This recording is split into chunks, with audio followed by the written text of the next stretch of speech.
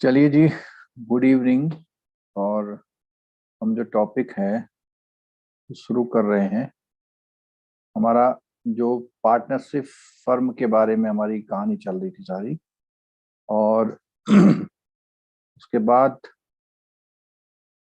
ये जो हमारा एक टॉपिक पार्टनरशिप वाले में रह गया था कि वो था इफेक्ट ऑफ नॉन रजिस्ट्रेशन। तो हमने आपको जब भी क्लास ली है तो एक बात बताइए कि पार्टनरशिप फर्म अगर आपके वहाँ अकाउंट खोलने आ जाए तो उसको रजिस्ट्रेशन का इम्पोर्टेंस मत देना।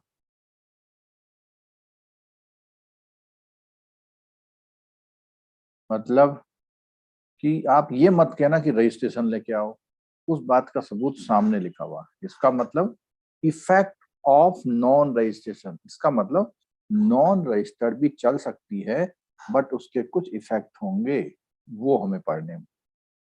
यानी पार्टनरशिप फर्म रजिस्टर्ड और अनरजिस्टर्ड दोनों हो सकती है। ठीक है,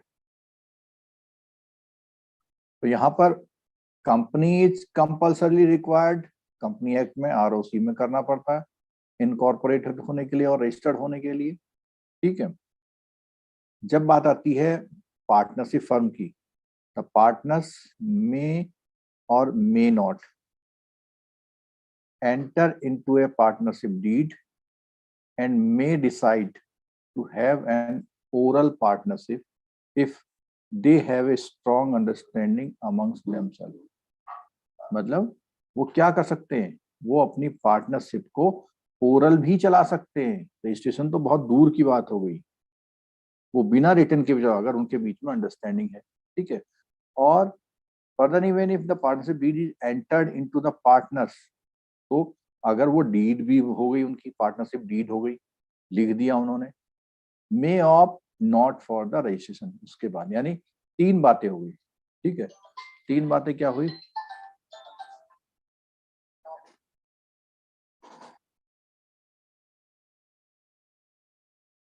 तीन बातें ये हुई कि पार्टनरशिप ओरल हो सकती है, बहुत ज्यादा हुआ तो रिटेन हो सकती है, और बहुत ज्यादा हुआ तो उसको हम क्या करा सकते हैं, रजिस्टर्ड। और तीनों ऑप्शन आपके पास है, आप कैसी पार्टनरशिप रखना चाहते हैं वो आप कर सकते हैं। ठीक है, तो यहाँ पर partnership act cast certain disabilities on, यानी जैसे टेलीकास्ट होता है ना, टेलीकास्ट करते हैं, तो ऐसी पार्टनरशिप एक्ट कास्ट मतलब कहता है क्या, पार्टनरशिप फर्म जो रजिस्टर्ड नहीं है कुछ डिसेबिलिटीज आ जाती हैं, यानी कुछ कुछ ऐसे अधिकार नहीं रहते हैं जो रजिस्टर्ड वाले को रहते हैं। इसको सुनना है आपको, तो थोड़ा सा टॉपिक है। ठीक है, due to this provision which is stated in the section 69, a majority of the partnership decide to register the firm to avoid future hassles and complexities of solving issue amongst the partners as well as with third party। समझ में बात, कि वो चाहती कि ऐसी कोई दुविधा कॉम्प्लेक्सिटी ना है, इसलिए रजिस्टर्ड करा लेती है। ठीक है, ठीक, आगे देखो इसमें होता क्या है। However, the enforcement of any right to sue for matters relating to the dissolution of firm is not affected। मतलब अगर वो फर्म को डिजोल्यूशन करने के लिए कोर्ट जाते हैं तो वो रजिस्टर्ड हो या ना हो उससे फर्क नहीं पड़ता। यानी डिजोल्यूशन में कोई फर्क नहीं आता, और कामों में आता है। क्या क्या क्या आता है ये सुन लो, एक क्वेश्चन इंपॉर्टेंट वाला यहां से पूछ सकता है। क्या, वो कोई सूट नहीं कर सकते, no suit to enforce a right arising from a contract or conferred by this act shall be instituted in any court। वो फर्म जो रजिस्टर्ड नहीं है अपने आप को पार्टनरशिप फर्म कह के कोर्ट नहीं जा सकती।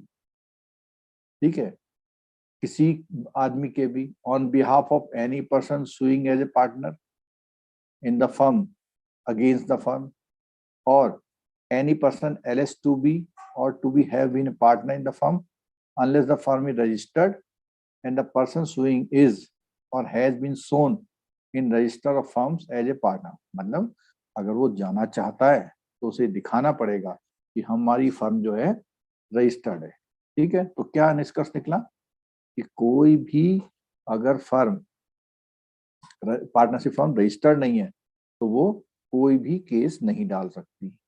ठीक है, अब आगे, no suit to enforce a right arising from a contract shall be instituted in any court or on behalf of a firm against any third party unless the firm is registered। तो यहां पर भी कहता है किसी third party के against में भी। देखो इसमें दो बातें आती हैं, एक तो है वो आपस में एक दूसरे के प्रति जा रहे हैं, एक हो रहे हैं वो थर्ड पार्टी। ठीक है, तो ऊपर वाले में लिखा हुआ है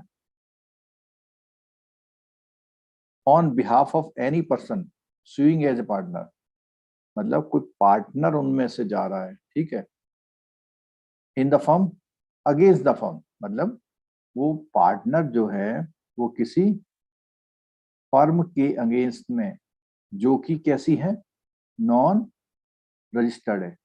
ऐसी फर्म के अगेंस्ट में पार्टनर कहाँ नहीं जा सकता, कोर्ट नहीं जा सकता। यानी आपस में ही समझ लो, पार्टनरशिप फर्म के अगेंस्ट में कोर्ट कि भाई इस फर्म ने मेरा पैसा नहीं दिया, नहीं जा सकता कोर्ट। बट ऐसे ही वो अगर वो रजिस्टर्ड नहीं है तो वो किसी थर्ड पार्टी के अगेंस्ट भी कोर्ट में नहीं जा सकती। ठीक है,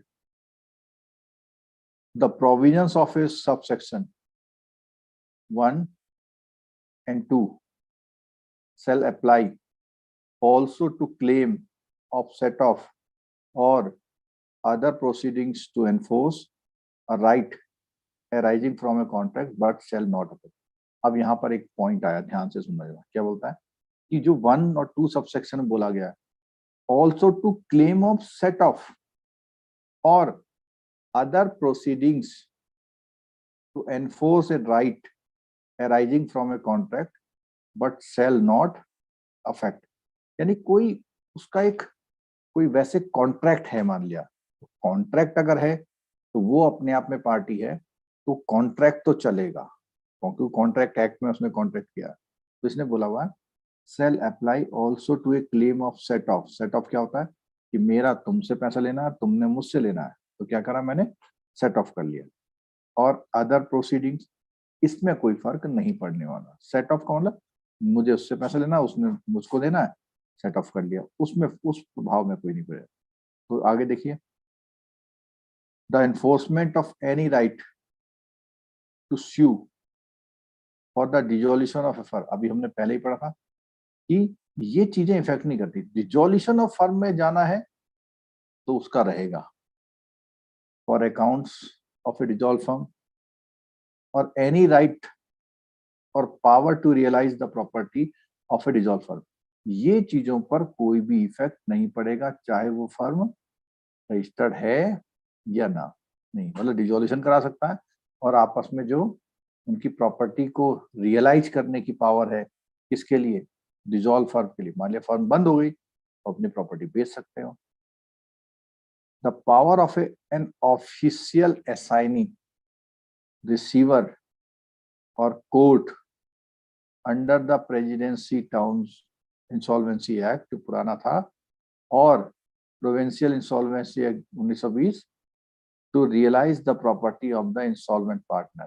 तो अगर वो फर्म रजिस्टर्ड नहीं है कोई बात नहीं, बट जो ऑफिशियल रिसीवर हैं उनको उस फर्म के अगेंस्ट में जो पैसा है वो अपना वसूलेंगे, उसमें कोई इफेक्ट नहीं पड़ेगा। ठीक है, this section shall not apply. This section shall not apply क्या कहता है, to firm or to partners in a firm which have no place of business in the territories to which the act extends। मतलब जहां वो firm अपना business करती है, to firm और टू पार्टनर, चाहे वो फर्म चाहे वो partner, which have no place of business in the territory which to which this act extend or whose place of business in the said territory are situated in area to which by notification under section इतना act does not apply। तो यहाँ पर ये कह रहा है कि एक एरिया होता है हर एक का। ठीक है, तो एरिया से बाहर जाने पर ये बातें अप्लाई नहीं होंगी वहाँ पे। यानी जूरिसडिक्शन में है तब ये वाले लॉ, ये जो नॉन पावर वाले अप्लाई होंगे, लेकिन जूरिसडिक्शंस के बाहर ये अप्लाई नहीं होगा।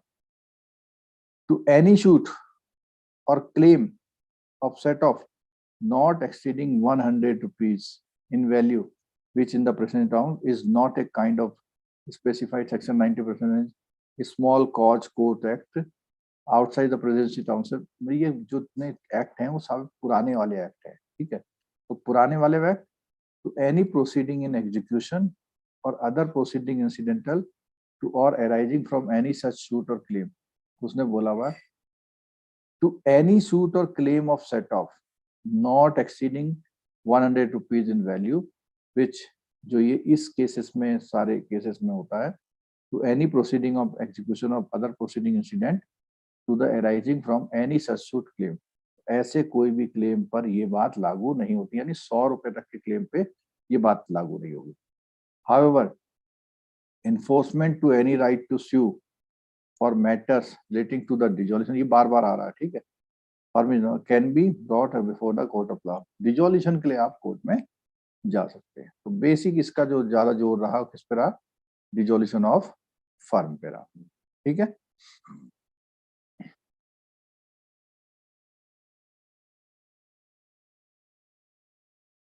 चलिए जी, जो भी YouTube में आए हैं सभी का वेलकम है, और YouTube वालों अगर कोई क्वेश्चन पूछना हुआ करे बीच में पूछ लिया करें आप, ठीक है।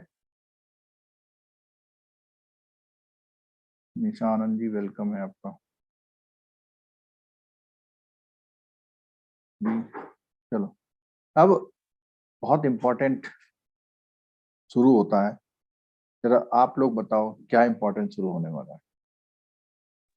कंपनी, हमने बोला था कि हम इसके बाद शुरू करेंगे कंपनी के बारे में, और कंपनी के बारे का मतलब है, मुझे लगता है 6 to 8 मार्क्स सिर्फ इस कंपनी सेगमेंट से आ सकते हैं आपके, सिर्फ और सिर्फ कंपनी सेगमेंट से, ठीक है। चैप्टर को शुरू करने से पहले डॉक्ट्रिन ऑफ होल्डिंग आउट क्या होता है बताओ।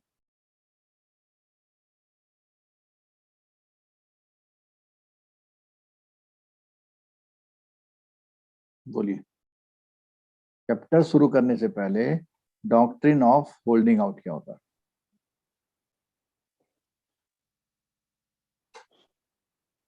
एक कोई ऐसा पार्टनर जो पार्टनर एक्चुअल में कंपनी का नहीं है और अपने आप को पार्टनर दिखाता है, उसको बोलते हैं holding out.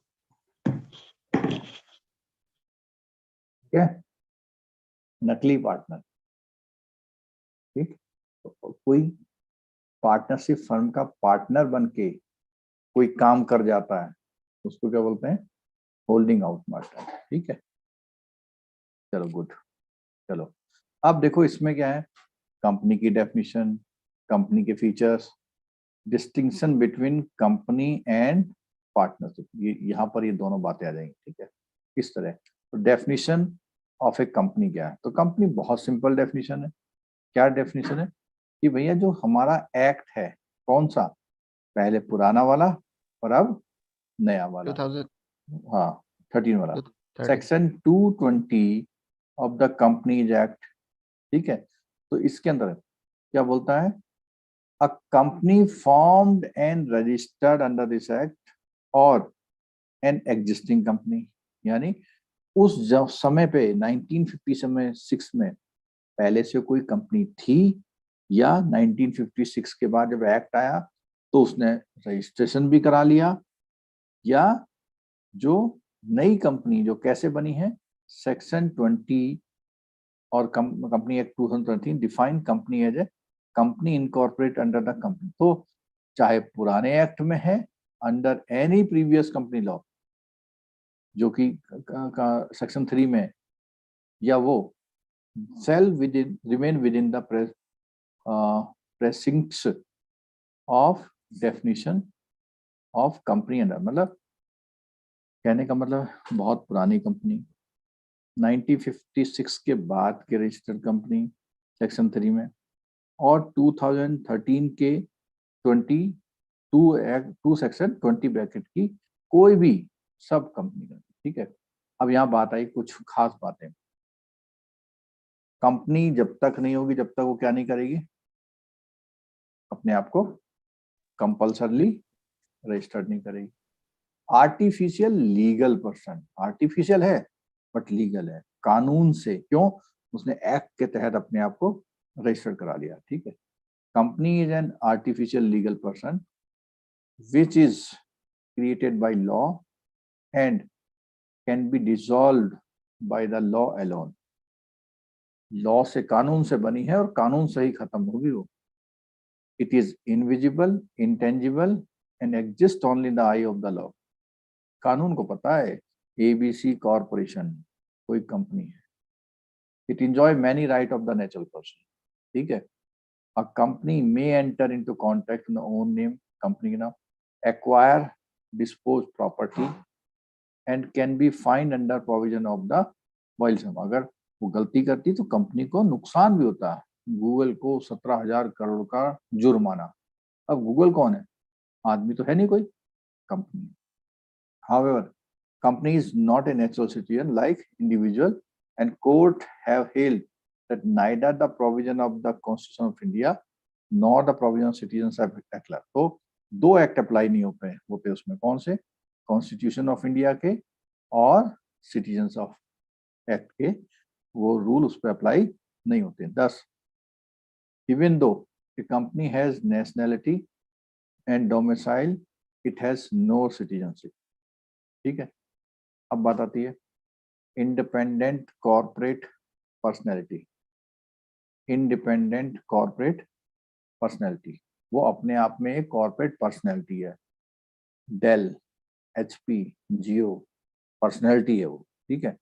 Partnership firm has no legal existence, अपने मेंबर के अलावा कुछ नहीं है उसमें। Partnership firm nothing but an aggregate of the partner, लोगों का जमावड़ा है, ठीक है। A company on the other hand after incorporation in the law is single, वो एक अलग से एक पर्सन। जैसे ये 3 लोग एक कंपनी बनाते हैं तो कुल कितने लोग हो गए,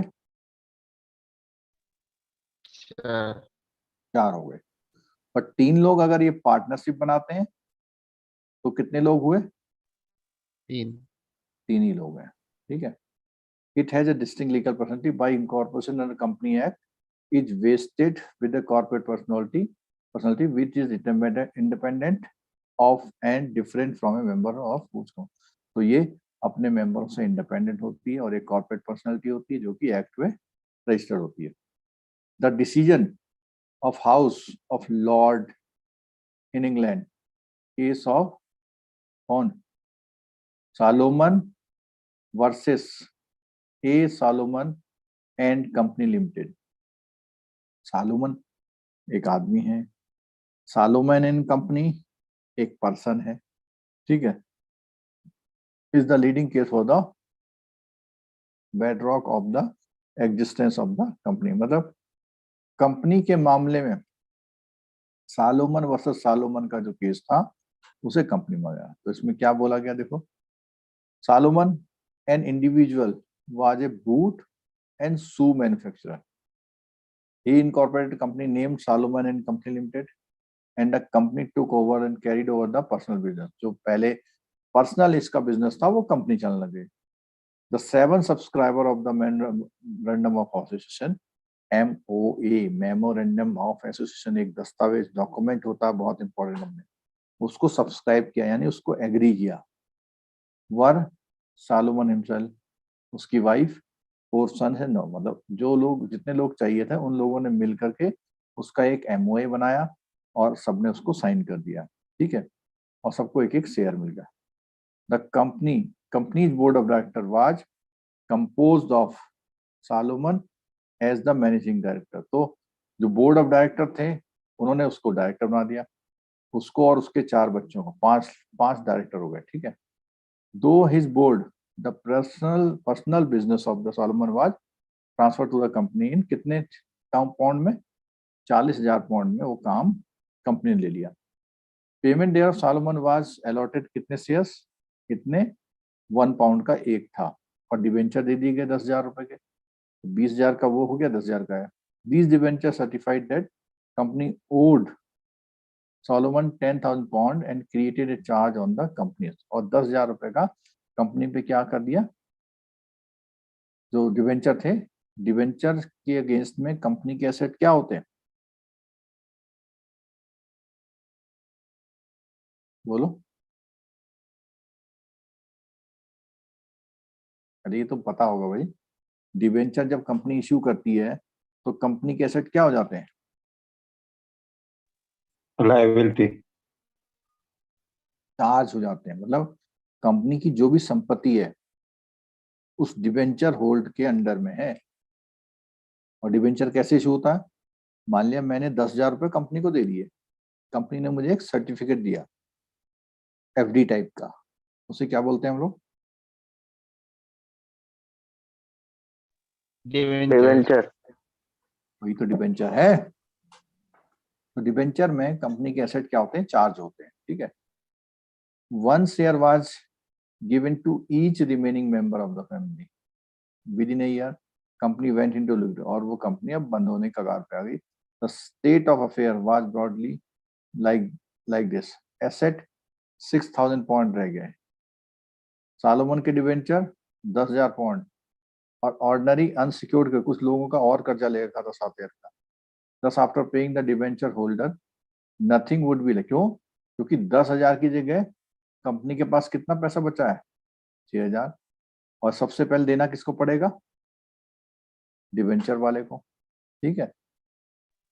the unsecured creditor filed a case against the company and, अब वो कंपनी पे केस कर दिया उसने। तो उसने क्या कहा, company never had an independent existence at well, it was Solomon himself trading under. तो उन्होंने कहा भैया ये तो कंपनी हमने कुछ नहीं है, तो वही तो आदमी है जो पहले यहाँ बैठता था, अब उसने कंपनी का बोर्ड लगा लिया, ठीक है।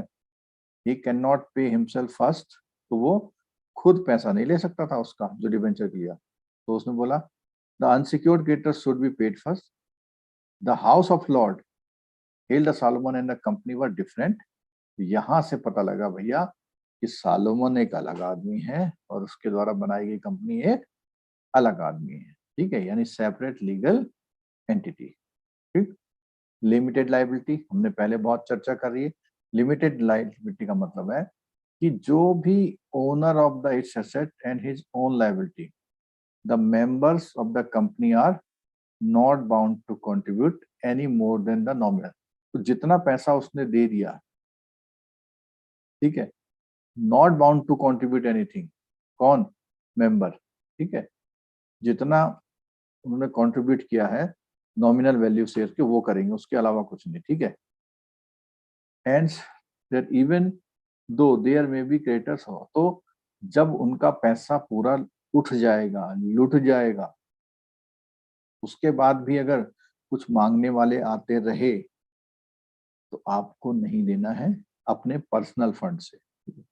परपेचुअल, ये पता ही है, कंपनी कभी भी खत्म नहीं होती, उसे खत्म करने के लिए किसका सहारा लेना पड़ता है, लॉ का, ठीक है। सेपरेट प्रॉपर्टी, अगर एसबीआई एक कंपनी है और एसबीआई कोई लैंड खरीदती है, ठीक है, तो एसबीआई का हो गया। अब एसबीआई के जो मैनेजर्स हैं, मेंबर्स हैं, वो कहीं लैंड खरीदते हैं, तो ये दोनों लैंड अलग अलग होंगी, ठीक है। तो उसने बोला on incorporation the company becomes the owner of its capital and asset, the company is capable of holding property in its own name, ठीक है। ट्रांसफर ऑफ शेयर्स, अब कंपनी के शेयर, सिंपल बात है, जो मेंबर होते हैं। सर एक क्वेश्चन है सर, हाँ, ये जो कंपनी एक थे सर, जैसे आप रिलायंस है सपोज सर, रिलायंस का शेयर पर्सन भी अंबानी है सपोज सर, इसको क्या कुछ रेस्ट्रिक्शन किया गया है क्या? जैसे कभी कभी अंबानी से अमीर आदमी आ गया और उसने शेयर खरीदना चाहता है अंबानी को ट्रैक करके, तो वो पर ओनरशिप चला जाएगा सर? ऐसे कुछ रेस्ट्रिक्शन है क्या? जैसे अंबानी को मिनिमम 52 वो कुछ रखना ही है, पर रखेगा ही। बिल्कुल, आपने क्वेश्चन पूछा हुआ है कि मान लिया कंपनी 6,000 करोड़ का है, और इसमें से 6,000 करोड़ में से 4,000 करोड़ तो अंबानी ने रखा हुआ है। हाँ sir. Rest 2,000 crore number of persons ने ले रखा है। तो ये जो 2,000 पर्सन है, ये शेयर यहाँ से यहाँ, यहाँ से यहाँ ऐसे चलता रहता है। बट ये बिटवीन दीज 2,000 मीन्स कोई अगर इसमें से बाहर जाएगा तो उसके बदले में कोई अंदर आ जाएगा। बट ये 4,000 शेयर तो अकेले किसने कब्जा रखे हैं? अंबानी ने। क्यों? इसलिए करा रखे हैं कि अगर ये डाइल्यूट हो जाएगा तो इनका डिसीजन चलने लग जाएगा नीचे वालों का। ठीक है, इसलिए ऐसा करते हैं। और दूसरा, जैसे ये जगुआर है, जगुआर में क्या हुआ था कि इसमें जगुआर बाहर की कंपनी, पता है आपको? ठीक है, टाटा ने क्या किया, अपने बहुत सारे लोग बैठाए और सबने थोड़े थोड़े क्या ले लिए, कंपनी के शेयर। कंपनी को पता ही नहीं लगा। ठीक है, जैसे ही इन शेयर्स को टाटा ने इकट्ठा किया तो वो कितने परसेंट हो गए? 26%। 26% अगर किसी कंपनी के शेयर्स होते हैं तो वो बोर्ड की मीटिंग्स में क्या होता है? अटेम्प्ट करते हैं, इन्फ्लुएंस करने लग जाते हैं। तो वो एक मतलब अच्छी पोजीशन पे आते हैं। तो 26 था, अब उसने ऑफर करा, तो जो उनके मेंबर्स के पास शेयर्स थे उसमें से मोर देन 51% शेयर को इसने अपनी तरफ परचेज कर लिया। ठीक है, तो कुछ पार्टनर चले गए, कहा ठीक है। कुछ पार्टनर उसी में रहे, तो उनके पास अभी भी शेयर उसके हैं। बट अब कहते हैं कि टाटा ने उस कंपनी को क्या कर लिया? ओन्ड कर लिया। मतलब 51% से ज्यादा शेयर किसके हैं? अब टाटा का है। तो वो ट्रांसफर ऑफ शेयर का पूरा कहानी वही है। अ शेयर होल्डर में sell his share in the open market and get back his money without changing the capital of the company. Company की कैपिटल अभी भी कितने हजार है? 2,000। एक गया, दूसरा अंदर आ गया। और इसमें एक बात और है कि कभी भी वन साइड एक्शन नहीं होता शेयर सेल करने में। कोई बेचने वाला होता है और कोई खरीदने वाला होता है। ठीक है सर, एक क्वेश्चन है। हाँ बोलो सर, ये पार्टनरशिप जो अनरजिस्टर्ड होते हैं तो उसका बैंक में अकाउंट ओपनिंग हो सकता है अनरजिस्टर्ड, जैसे इसका पार्टनरशिप डीड नहीं है? हो सकता है, बिल्कुल हो सकता है, बहुत खुशी से हो सकता है। आप लोगों भी खोलिएगा। ठीक है, मैं बता देता हूँ कि उसमें क्या होता है। आप उससे कुछ और कागज मांगेंगे। क्या मांगेंगे? जैसे आप उससे मांगेंगे, पार्टनरशिप फर्म है ना, तो जैसे उसके पास मेडिकल स्टोर है तो मेडिकल स्टोर वाले के फिर आप पास क्या होता है? ड्रग लाइसेंस होता है। नगर पालिका में रजिस्ट्रेशन होता है, जीएसटी में रजिस्ट्रेशन होता है। ठीक है, तो एनी टू कोई भी टू रजिस्ट्रेशन आप मांग लीजिए उससे। ठीक है, पैन कार्ड भी होता है फर्म का, वो भी एक काम आ जाएगा। तो एनी टू डॉक्यूमेंट ले लीजिए, आप खाता खोल दीजिए उसमें। ठीक है, ये हमने पढ़ा भी था जब हमने पीपीपी में पढ़ा था। ठीक है, however since it is a legal person, it can be held responsible for only those documents that bears its signature. ठीक है, तो जहां पर कंपनी के डॉक्यूमेंट वो माने जाएंगे जिसमें क्या होगा, उसमें सिग्नेचर होंगे। इसमें लिखा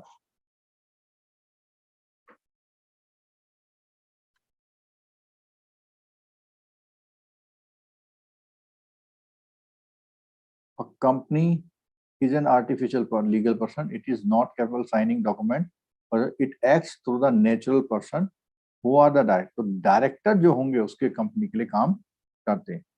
However, since the legal person, it can be held responsible for only those documents that bears signature. Hence, the law provide for a company common seal. अभी आपको पता है ये कॉमन सील वाला काम क्या हो गया?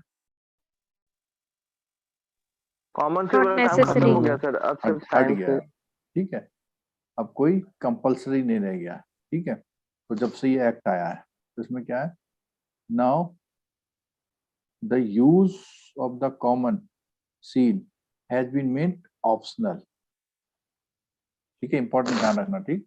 Also, document require affixing common seal may now instead of signed by 2 director or 1 director and a company secretary of the. तो अगर कंपनी अपना डॉक्यूमेंट सबमिट कर रही है तो क्या करना पड़ेगा?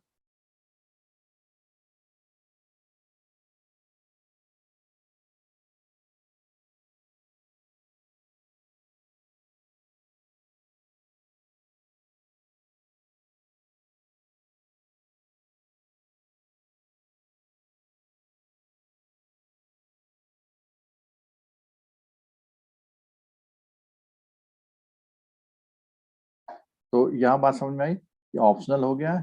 और अगर all such document which required affixing common seal may now instead be signed by 2 director, तो सिर्फ 2 डायरेक्टर साइन कर सकते हैं या 1 डायरेक्टर और कंपनी का सेक्रेटरी. वो सील की तरह हो जाएगा. सील का मतलब एक पहचान की तरह, ठीक है. Consequently, several sections of Company Act dealing with common seal have been amended to incorporate the above requirement. ठीक है, dealing with common seal have been amended to incorporate the above requirement. तो ये इस तरह से हो गया. ये एक important क्वेश्चन आपका यहां से आएगा, कॉर्पोरेट व्हील. किससे आएगा? Corporate wheel. 5-6 बार बोल लो. ऐसे शब्द जब भी आते हैं तो थोड़ा मन में रिवाइज कर लिया करो आप. Corporate wheel. Although a company is a separate legal entity distinct from shareholder, it is an association of persons. चाहे कितना ही कह लो कि भैया वो अलग है, बट कोई ना कोई तो उसके पीछे है जो भाग जा रहे हैं. बताओ कौन? बताओ कौन भाग जा रहे हैं? मालिया. हो रहा नहीं हो रहा? जब कह रहे हैं कि कंपनी का गलती कंपनी जाने, वो क्यों भाग जा रहे हैं?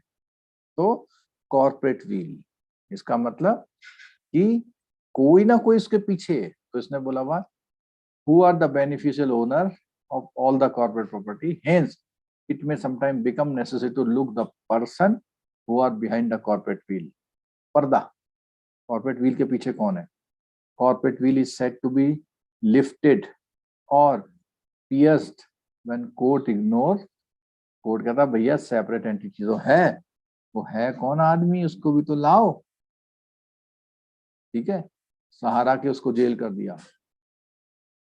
of the company and directly concerns itself with the members of directors of the company. There is no specific law as to when this should be done. ठीक है, the court decide. और ये क्या कोई ऐसा लॉ नहीं, बस court decide करता है. किसके basis? Case to case basis पे. ठीक है. पार्टनरशिप और इससे क्या फर्क है? सिंपल है. उसमें रजिस्ट्रेशन कंपलसरी, इसमें नहीं. पार्टनरशिप में minimum of 2, maximum of 200 in case of private company. ये तो बात हुई प्राइवेट कंपनी की. और पब्लिक कंपनी में क्या होता है?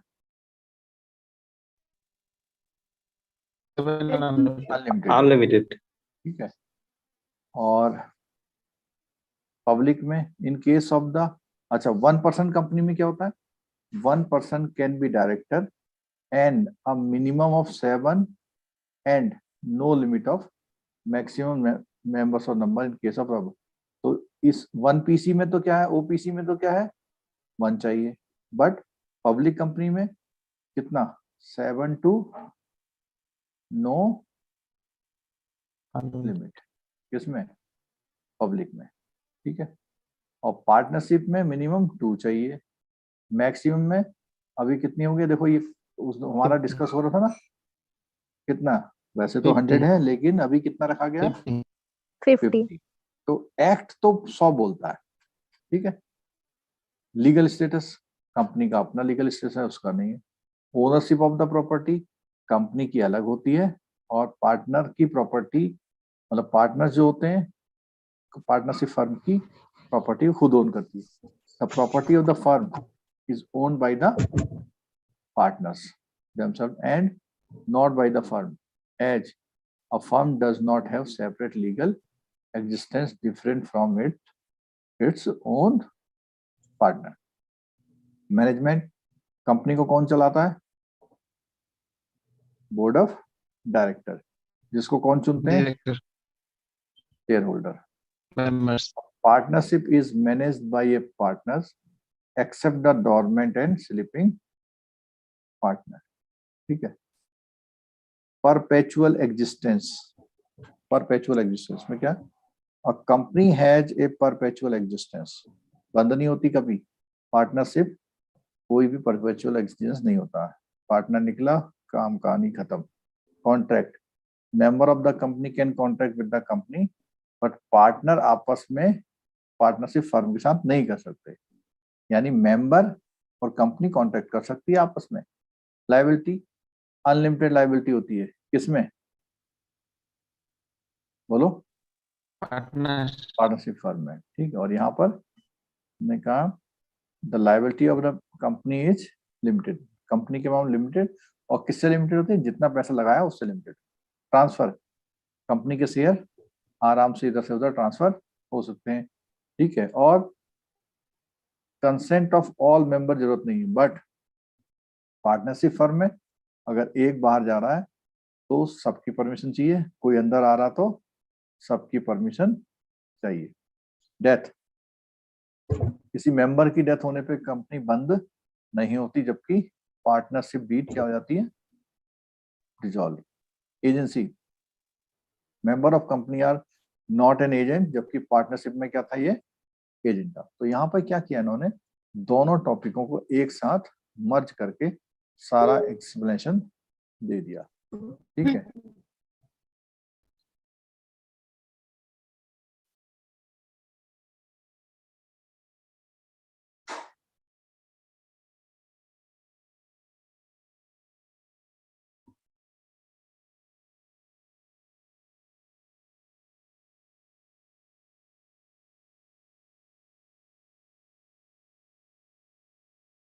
जितना हम पढ़ रहे हैं ना, वहीं से क्वेश्चन आएगा. आपको अलर्ट रहना है, समझना है, बच्चों की तरह नहीं करना है. पढ़ना समझना 2 बार समझिए तब. ठीक है. चलो नेक्स्ट टॉपिक आ गया, टाइप्स ऑफ कंपनी. कंपनी के कितने टाइप होते हैं? ठीक है. देखो, एक तो मोड ऑफ इनकॉर्पोरेशन, कैसे वो रजिस्टर्ड हुई है, और on the basis of liability, on the basis of public interest.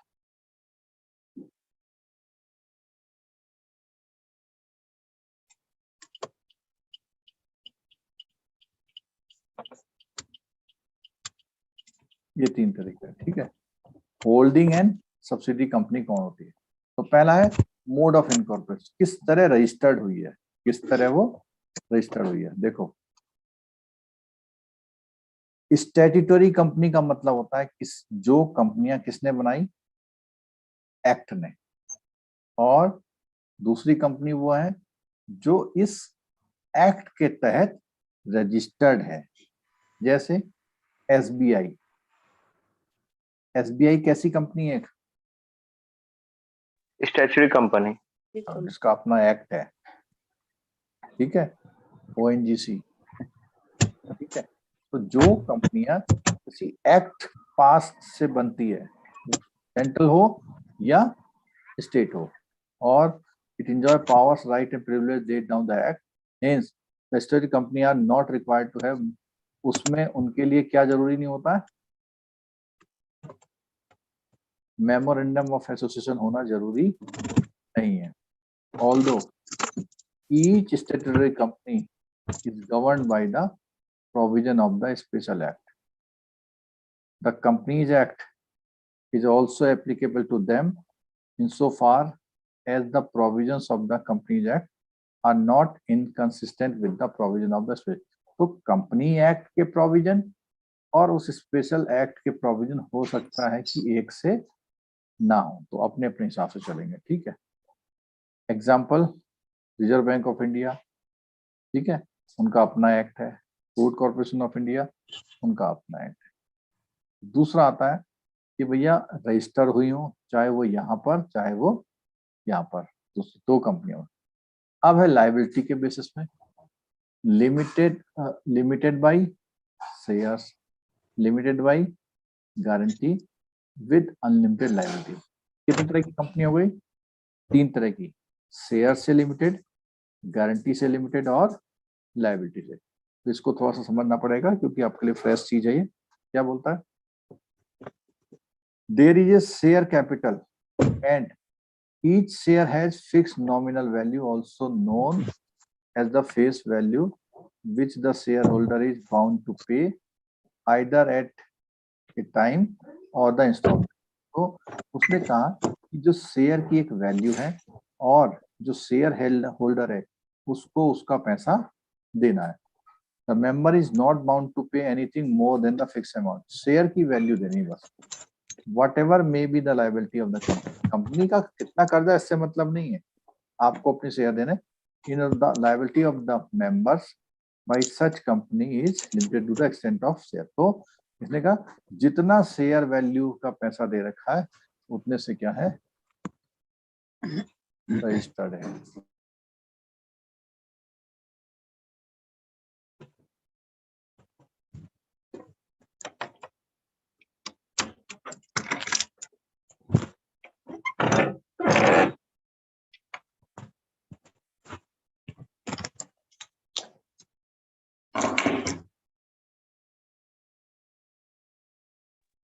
Aditi आपकी तरफ से माइक की डिस्टर्बेंस आ रही है, देखो जरा। चलो अब बात आती है लिमिटेड बाय शेयर का। भाई जितने शेयर हैं, लोगों ने शेयर ले लिए, उस उतनी तक लिमिटेड रहेगी, ठीक है। It may be private company और public company. Such company are most commonly found in the company, अधिकतर कंपनी से। दूसरा है लिमिटेड बाय गारंटी, इसको समझ लेना था। Where the limited liability of the members of the company is limited by memorandum of association। memorandum of association में लिखा हुआ मेंबर के बारे में, तो such an amount as member undertake, तो उसमें लिखा हुआ है कि ये मेंबर कितना जिम्मेदारी लेते हैं, ठीक है। To the assets of the company in the event of liquidation, जब कंपनी लिक्विडेशन में आती है तो उन मेंबर की कितनी जिम्मेदारी वो पहले से लेते हैं, ठीक है।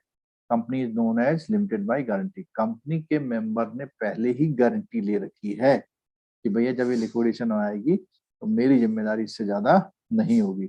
ऊपर वाले में क्या था, जितने के शेयर ले रखे। यहाँ पे क्या, एक नया अमाउंट बता दिया उसने। उसमें तो क्या जितने शेयर है वो उड़ जाएंगे। यहाँ पे बोला शेयर नहीं बताया उसने कि भैया मेरी गारंटी 2 लाख की है, उसकी गारंटी 10 लाख की है, ठीक है। In other word, in such a company each member promised to pay fixed sum of money in case of its winding up। तो क्या बोलता है इसने, वो कहता है जब कंपनी बंद होगी तो मुझसे फिक्स अमाउंट ले लेना। ऊपर वाले बोलता है जितने शेयर हो सब ले जाओ भैया, ठीक है। The amount is called the guarantee, उसकी उतनी गारंटी, ठीक है। गारंटी कंपनी मे और may not have a share capital, और guarantee company must have article of association. ऊपर उसने बोला था एक जगह कि सरकारी कंपनी के लिए आर्टिकल ऑफ एसोसिएशन होना नहीं चाहिए, और कंपनी लिमिटेड बाय गारंटी के लिए बोला कि जो मेमोरेंडम ऑफ एसोसिएशन में लिखा होगा।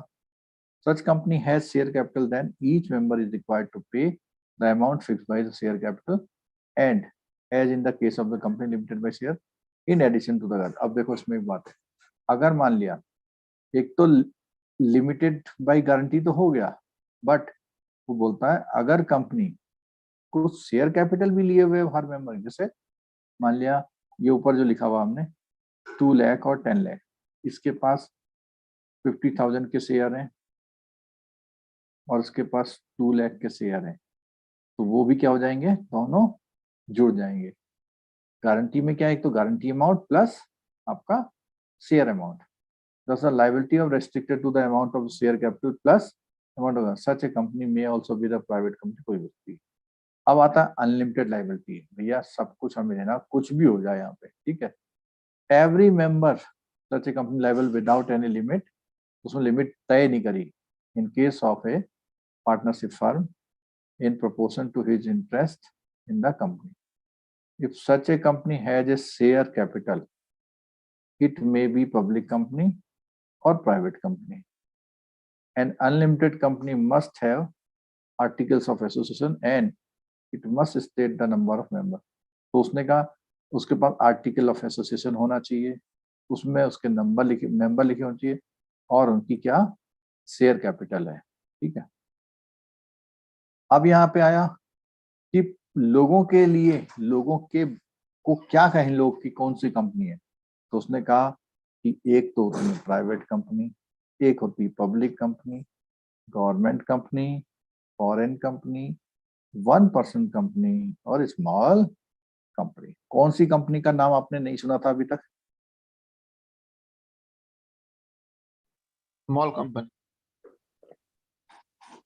स्मॉल कंपनी में थोड़ा सा लिमिट दी हुई है कि उसका टर्नओवर वगैरह इतना होता है तो उसे स्मॉल कंपनी बोलते हैं, अदरवाइज ये नॉर्मल कंपनी है, समझ? ठीक है, और ठीक है, सब क्लियर हो गया। प्राइवेट कंपनी कौन सी होती है?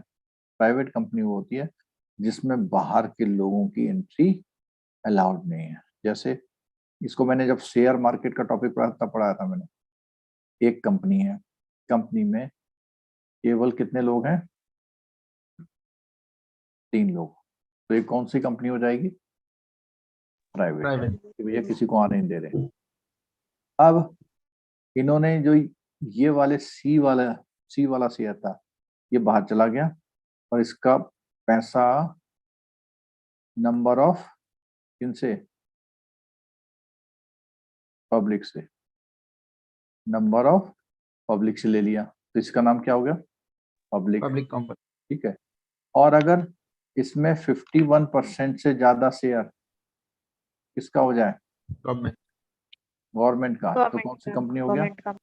गवर्नमेंट हो गया।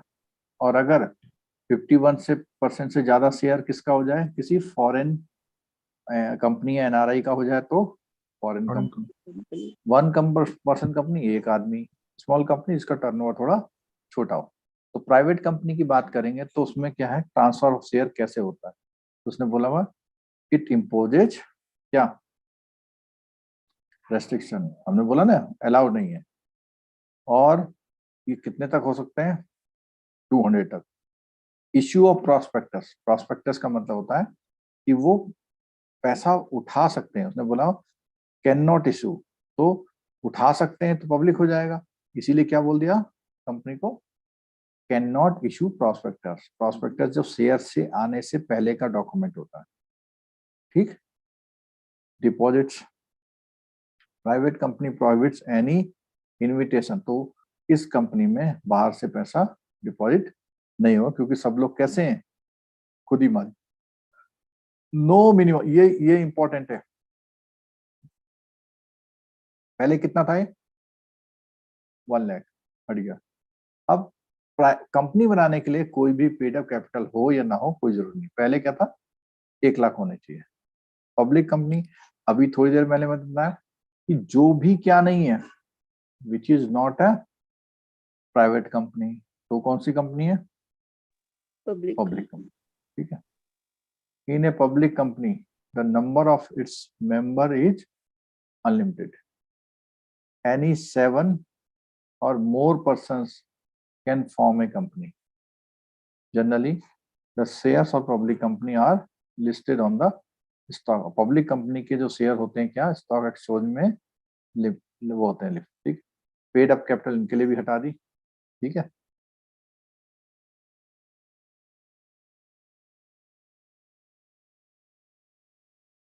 Private company versus public company, क्या उसमें फायदे या नुकसान होते हैं? तो उसने बोला प्राइवेट कंपनी ओनली 2 मेंबर और 2 डायरेक्टर। ठीक है, पब्लिक में कितने चाहिए? 7। और इसमें क्या है, इसको सुनना समझना, not obtain A certificate of commencement of business. इसको आरओसी से ये सर्टिफिकेट नहीं लेना पड़ता है। क्यों? क्योंकि जितने लोग ये कंपनी बना के बैठे हुए हैं, अगर वो काम नहीं करेंगे तो किसका नुकसान होगा? खुद का। और जो पब्लिक कंपनी है लोगों से पैसा लेके बैठी हुई है और काम नहीं शुरू कर दी, तो किसका नुकसान होगा? पब्लिक का। इसलिए उनको पब्लिक कंपनी को ऑब्टेन करना पड़ता है। कंपनी बताती है कि साहब कल हमारे वहां लड्डू बटेंगे, आप आ जाना। प्राइवेट कंपनी नहीं बताती, ठीक है। It has to only get the certificate of incorporation, उसे पब्लिक कंपनी को ऑब्टेन करना पड़ता है, ठीक है, और सर्टिफिकेट ऑफ इनकॉर्पोरेशन भी लेना। Private company need not hold a statutory meeting, उनकी मीटिंग होना जरूरी नहीं है, ठीक है। Statutory report company while a company has to do so, कौन सी? पब्लिक कंपनी को। Certain provision of Company Act with respect to requirement of appointment and remuneration payable to director applicable to public company are not applicable. तो public company में कुछ directors वगैरह रख के उनकी salary दी जाती है, प्राइवेट कंपनी में कोई जरूरी नहीं है वो किसको रखें किसको ना रखें, ठीक। Certain provision company act with respect general meeting company are not available, तो प्राइवेट कंपनी में क्या रखना जरूरी नहीं है? जनरल एजीएम होता है, जरूरी नहीं करना, बट सरकारी कंपनियों में जरूरी है।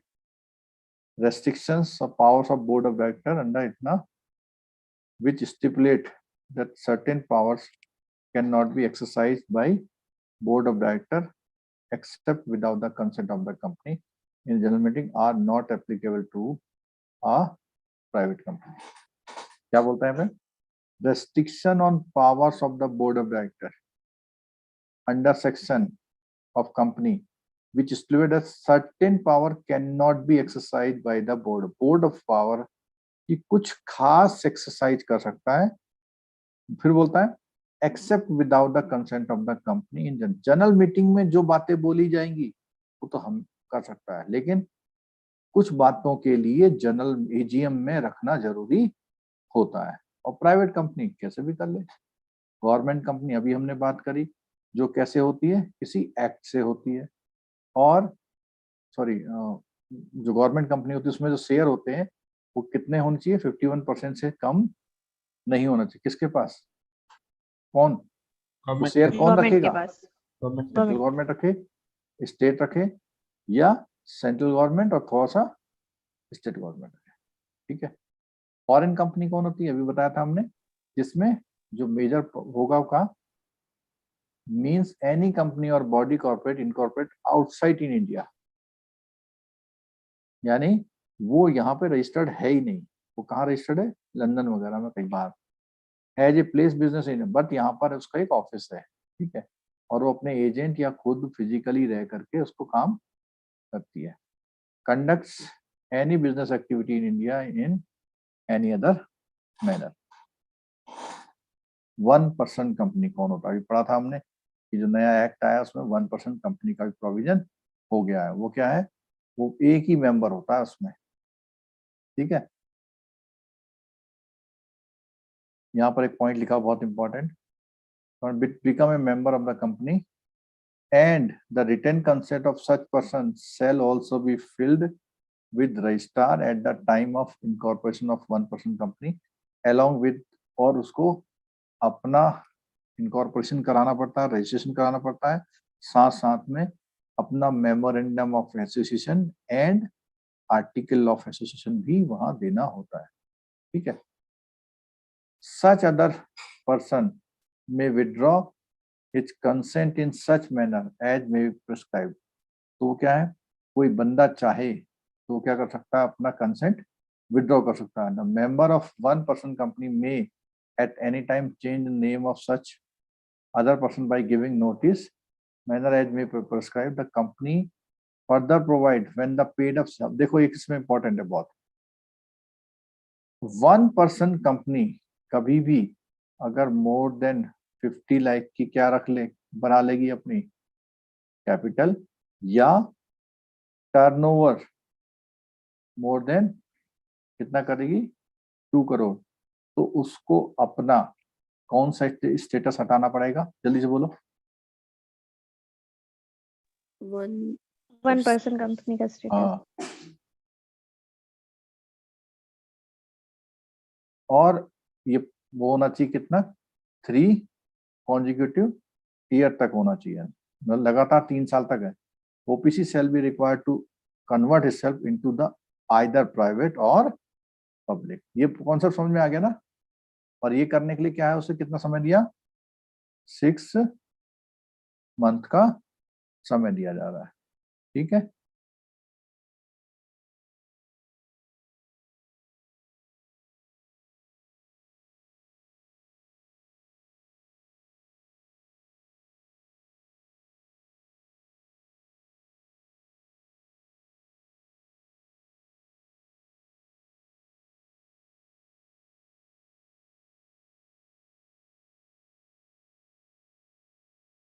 मोहम्मद सोला जी, जो ये क्लास चल रही है वो जीआईबी के लिए चल रही है, इसलिए सीआईबी के उसमें ग्रुप में मैसेज नहीं गया था। ठीक है,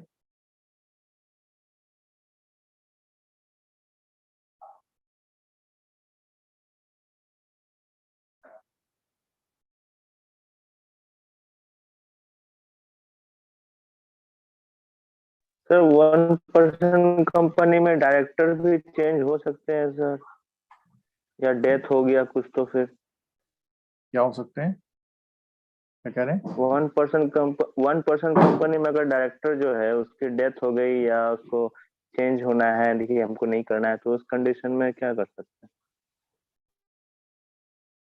अगर डेथ हो गई तो एक कोई तरीका है कि कोर्ट उसका रिसीवर अपॉइंट करेगा, कोर्ट ना अपॉइंट करेगा ये कंपनी कौन चलाएगा। ठीक है,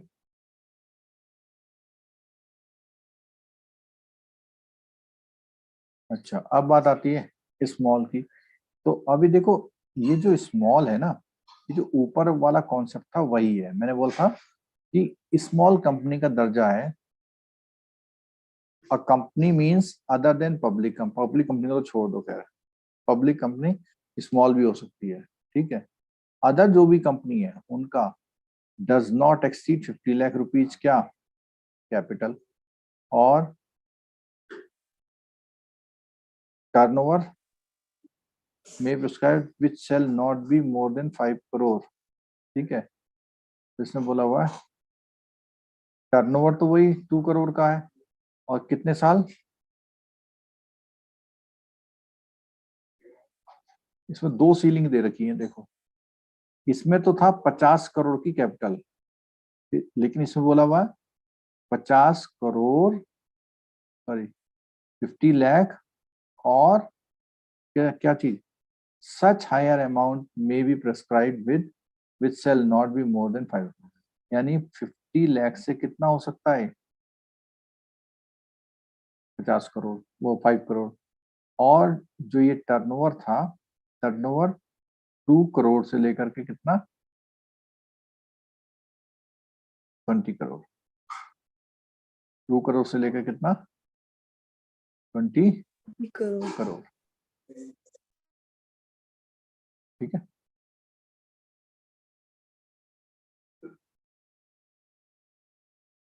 चलो होल्डिंग एंड सब्सिडी कंपनी, ये बहुत अच्छा कॉन्सेप्ट है। देखो कोई बड़ी कंपनी होती है, जब बड़ी कंपनी एक छोटी कंपनी में हिस्सेदारी रखती है तो उसको क्या बोलते हैं, होल्डिंग एंड सब्सिडी कंपनी। तो इसमें क्या है, the other company controls the majority composition of its board director with the sole object of the controlling its management। मतलब एक बड़ी कंपनी है और एक छोटी कंपनी है, तो ये कंपनी इस कंपनी के उस पर होल्ड रखती है।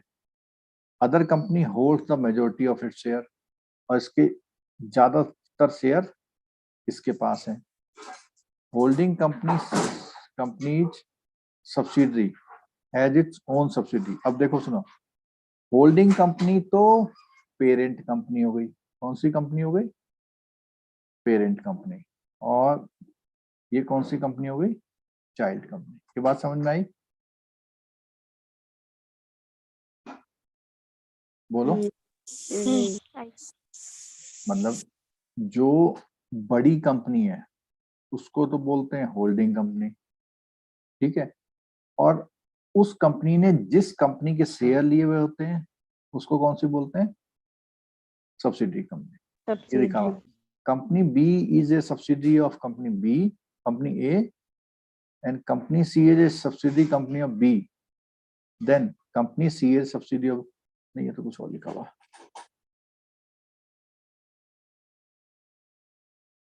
It becomes the subsidiary of the first mention company, यानी फर्स्ट होल्डिंग की subsidy. Thus company B is a subsidiary company of, जो बी है वो इसकी सब्सिडरी कंपनी है। कंपनी सी इसकी कंपनी है। Then company C is a subsidiary of the, अच्छा ये तो ये कुछ और, तो ये बोला हुआ ए की सब्सिडरी बी, बी की सब्सिडरी सी। इसका मतलब होगा जो सी है वो किसकी भी सब्सिडरी है, ए की, क्योंकि बी का मालिक कौन, ए, इनडायरेक्टली माना जाएगा कि ये उसका मालिक है। ठीक है, ओके।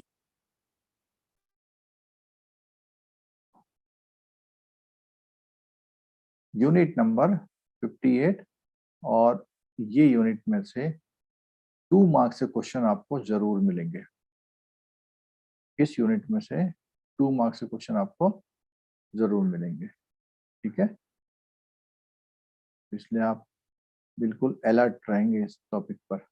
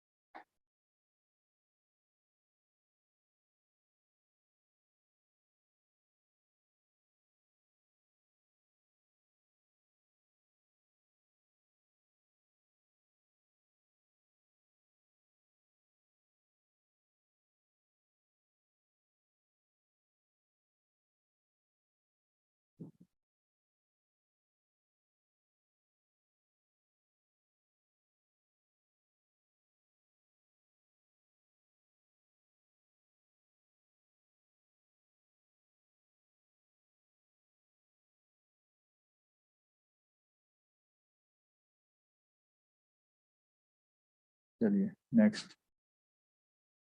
तो हमने बोला इस टॉपिक से आपको 2 मार्क्स का क्वेश्चन मिल सकता है, और आप आज आपको ये समझ में भी आ जाएगा ये दोनों क्या चीज होती है। देखो, कंपनी अगर बनेगी तो कंपनी के अपने कुछ कागज होते हैं। कंपनी अगर बनेगी, जैसे आप होते हैं, आपका आधार कार्ड पैन कार्ड होता है, ठीक है, ऐसे कंपनी के भी अपने कागज होते हैं, और उसमें कंपनी के चलने वाले रूल लिखे होते हैं। ठीक है, अच्छा आपको चलने वाले रूल कहाँ लिखे होते हैं जरा बताना तो।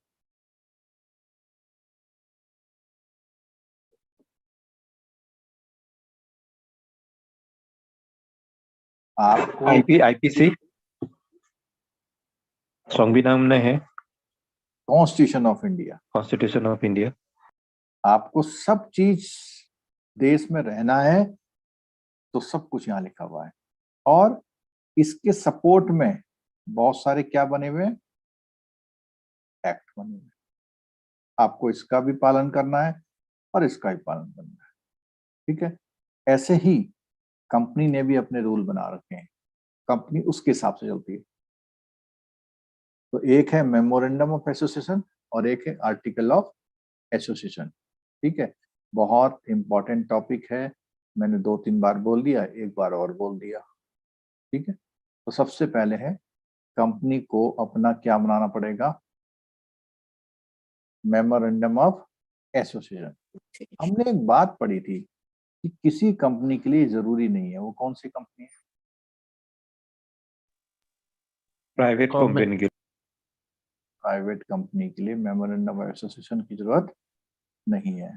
ठीक है, it is a document of great significance as it embodies the fundamental rule regarding the constitution. वही मैंने बोला ना, constitution of India for India and citizens, और ये कॉन्स्टिट्यूशन किसका है, कंपनी के लिए।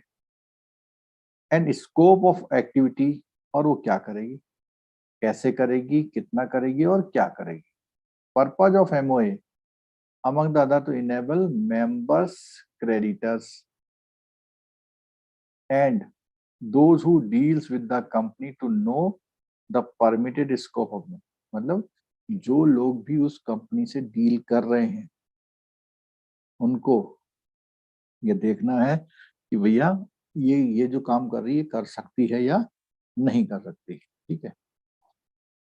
Contents of the various clause of the memorandum of association are stated herein together with a brief of the provision pertaining to that clause.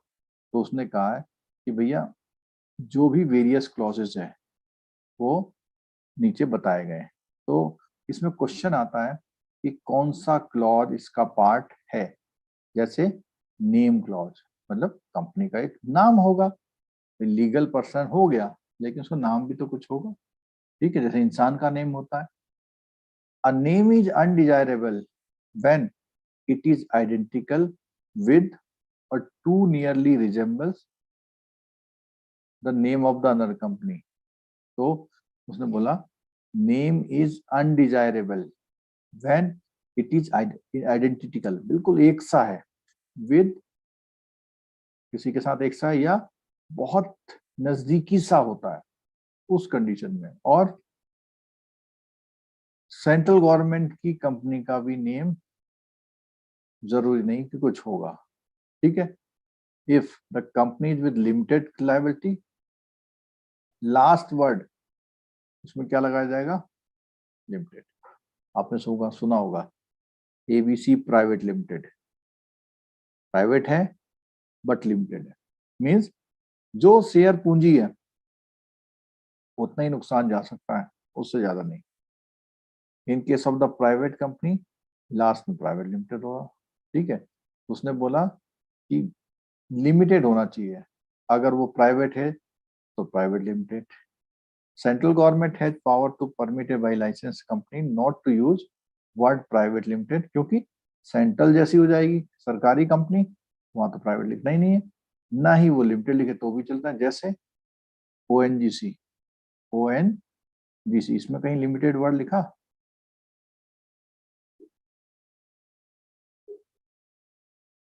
SBI कहीं लिखा हुआ देखा, एसबीआई लिमिटेड कंपनी है भी बट सरकारी है इसलिए जरूरी नहीं। IOCL उसमें तो लिखा होता, ठीक है। If the company is form promotion of art commerce, ये सब काम करती है, other useful objective, company intend to apply its income if any promoting the, मतलब वो ऐसा काम कर रही है कि उसके कमाए हुए पैसे को वहीं पर कहीं इन्हीं कामों के लिए लगाया जा रहा है, तो उसने बोला उसमें भी जरूरत नहीं, ठीक है। उसका एक अपना क्या होना चाहिए, रजिस्टर्ड ऑफिस। अभी मैं दोबारा पूछूंगा, जो कहता है हमारा रजिस्टर्ड ऑफिस यहाँ पर है तो मेंशन होना चाहिए, ठीक है। ऑब्जेक्टिव का मतलब है कि भैया करेगी क्या, and must be drafted very carefully, it should clearly state the objective for which company is established, company बनी क्यों है, नेचर ऑफ बिजनेस क्या क्या करेगी, choice of objective is left with the subscriber to the man. जो memorandum of association पर काम करते हैं, जो कंपनी को रजिस्टर्ड कराते हैं, उन पर छोड़ दो ये बातें क्या करेगी, ठीक है। Although ownership of the corporate capital vested in the company itself, it really capital is contributed to shareholder. It is therefore very essential that the objective of proposed company must be intimated to, तो share holder को ये मालूम होना चाहिए company क्या काम करने जा रही है। The company objective clause, memorandum of association of the company is to be classified दो तरह का, मेन क्लॉज और अदर ऑब्जेक्टिव, मेन ऑब्जेक्टिव और other objective. The main objective clause must contain the main objectives which are to be pursued by the company immediately on incorporation and objectives which are incidental or ancillary to the attainment of the main objective. अब उसने बोला हुआ कुछ छोटे objective होते हैं, incidental, ancillary, but उनका काम अल्टीमेटली क्या होता है, बड़े ऑब्जेक्टिव को अचीव करना। चलो अभी मैं एक बात बता रहा, कंपनी के MOA में क्या क्या चीज होती है बताओ जल्दी से। पहला नेम क्लॉज, नेम, दूसरा रजिस्ट्रेशन, तीसरा ऑब्जेक्टिव ऑब्जेक्टिव, ऑब्जेक्टिव हो गया, ठीक है। लायबिलिटी क्लॉज, फिर उसके बाद क्या है कि कंपनी में लायबिलिटी कैसे कैसे किसकी होगी। और कैपिटल क्लॉज, कैपिटल क्लॉज का मतलब कंपनी में पैसा कहाँ कहाँ से आएगा। और थर्ड है, लास्ट है एसोसिएशन और सब्सक्रिप्शन क्लॉज, मतलब जो कंपनी के जो लोग जुड़ेंगे उसमें कैसे जुड़ेंगे और उसकी कैपिटल को सब्सक्राइब कैसे करेंगे।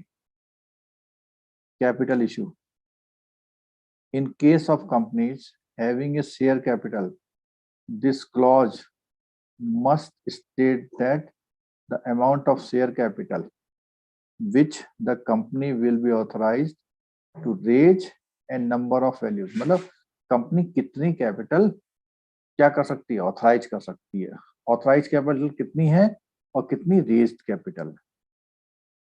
एसोसिएशन और subscription clause, memorandum of association conclude with the declaration that of the subscription that person who have subscribed their signature intended to form the, मतलब जो भी सिग्नेचर कर रहा है यानी सब्सक्राइब कर रहा है और अपने आप को वो उसके साथ एसोसिएट होना एग्री करते हैं। तो अभी हमने बच्चों क्या पढ़ा,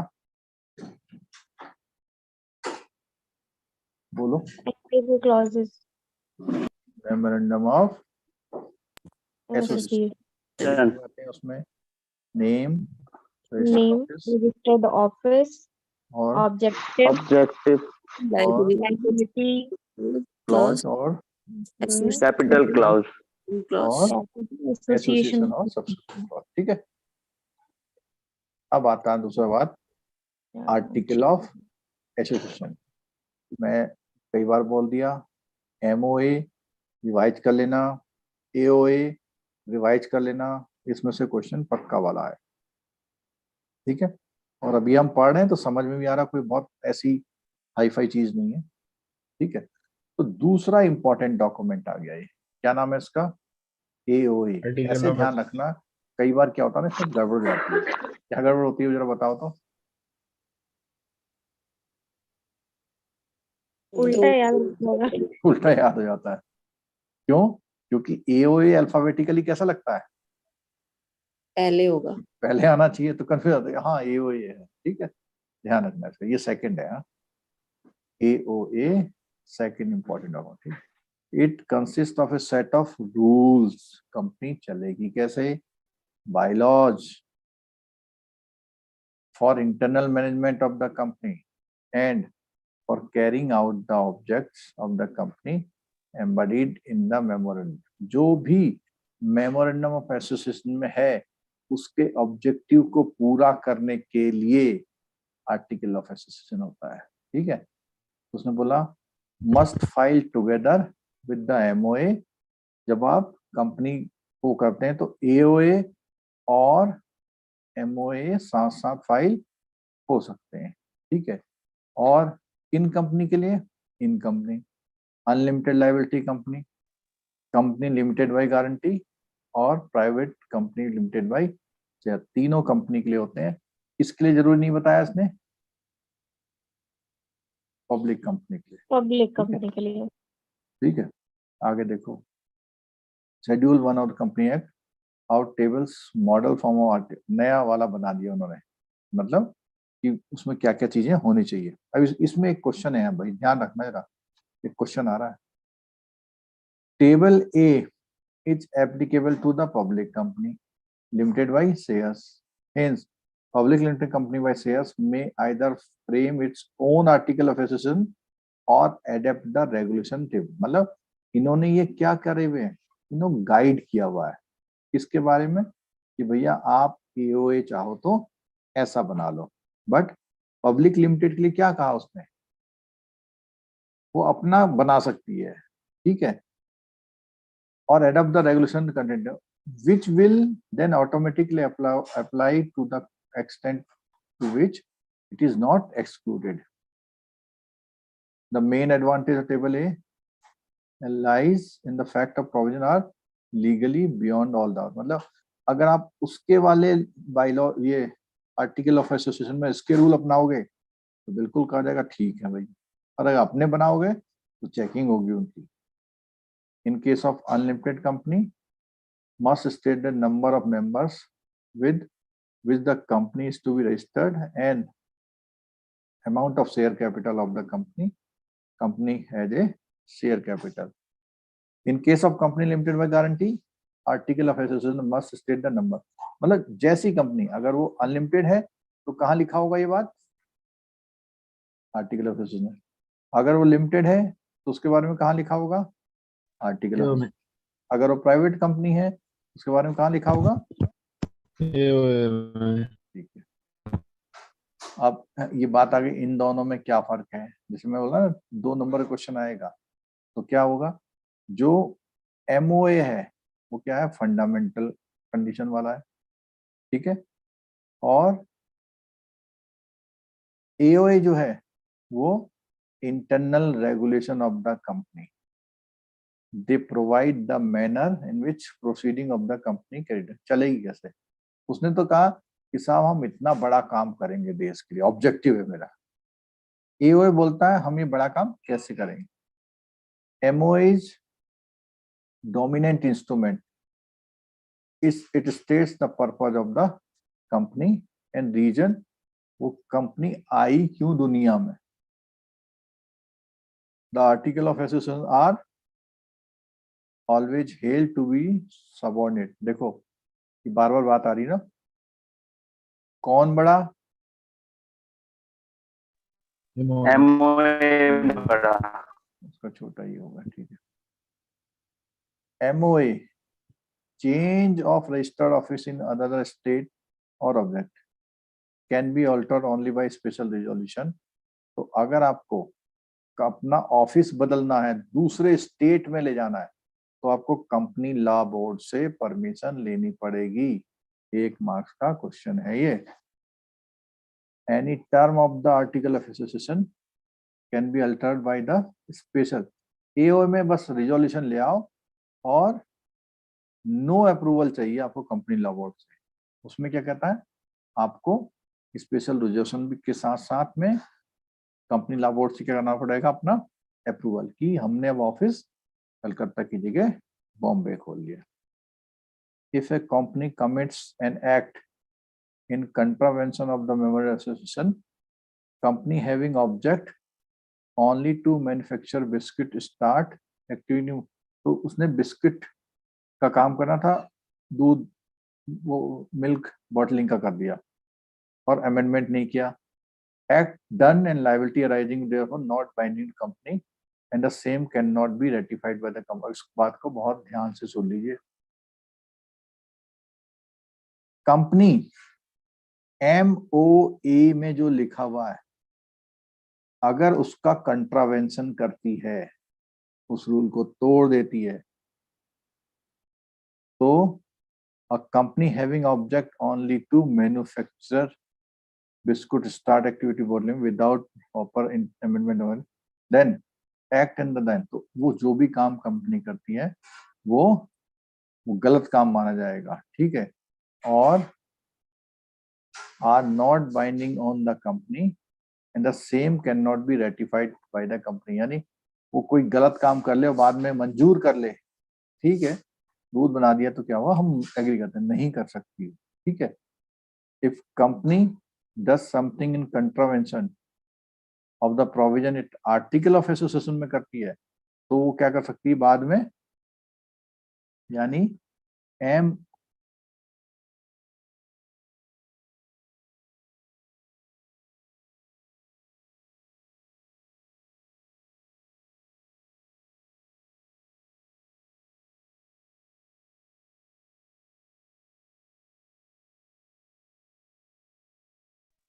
सर आवाज नहीं आ रही है.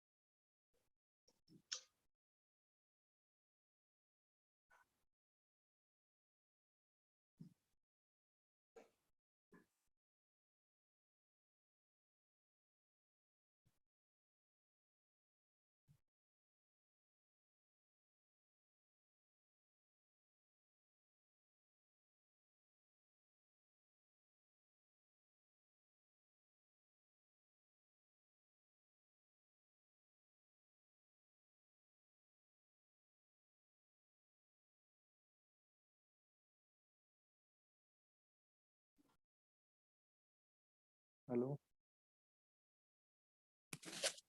जी सर। हेलो, अभी आ रही? चलो, हाँ। माइक का बैटरी चला गया था। हाँ, तो हम ये बात कर रहे हैं, इस बात को समझिए। एमओए में जो लिखा हुआ है, अगर आपने उससे इतर या उससे अलग या उससे कोई ऐसा काम कर दिया जो उसमें नहीं लिखा हुआ है, तो बाद में आप उसे रेटिफाइड नहीं कर सकते। ठीक है। और एओए में अगर आप कोई ऐसा काम करते हैं जिसमें नहीं लिखा हुआ है, तो उसको आप क्या कर सकते हैं? रेटिफाइड कर सकते हैं। कब? जनरल मीटिंग में कहेंगे हाँ भाई ठीक है, बढ़िया किया। ठीक है। तो मैं उम्मीद करता हूं कि आप एमओए एओए का जरूर करके जाएंगे। देखो 1122 मार्क्स से भी गड़बड़ हो जाती है। ठीक है। आप में से कितने लोग ऐसे हैं जिनको 50+ चाहिए?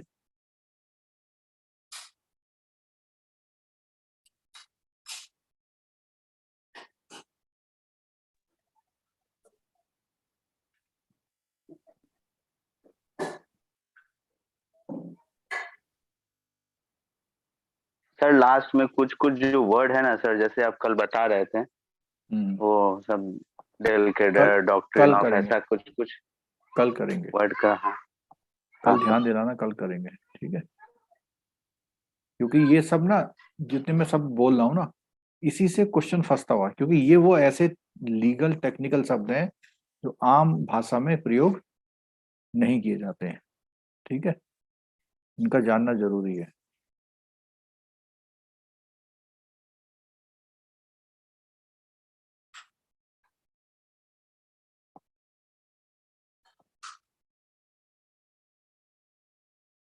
चलो, अब हम जो चैप्टर कर रहे हैं, ये समझ लो कि 4 मार्क्स का चैप्टर है। कितने मार्क्स का?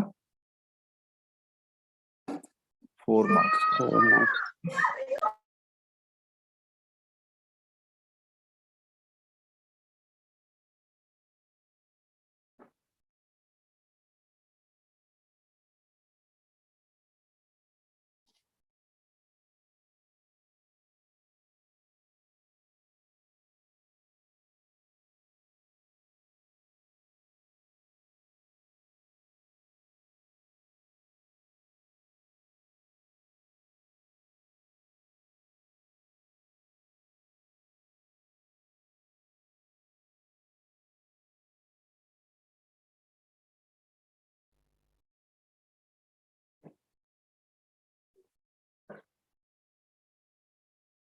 ये देखो,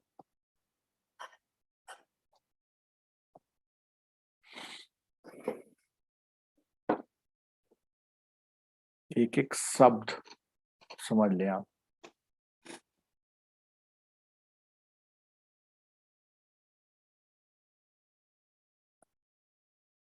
हमने बोला था कि डॉक्ट्रिन, अभी तक कितने डॉक्ट्रिन आ गए? एक तो आया doctrine of holding out, doctrine of election, और ठीक है, 2 आ गए। अब यहाँ पे ये 3 और आ गए। Doctrine of ultra vires.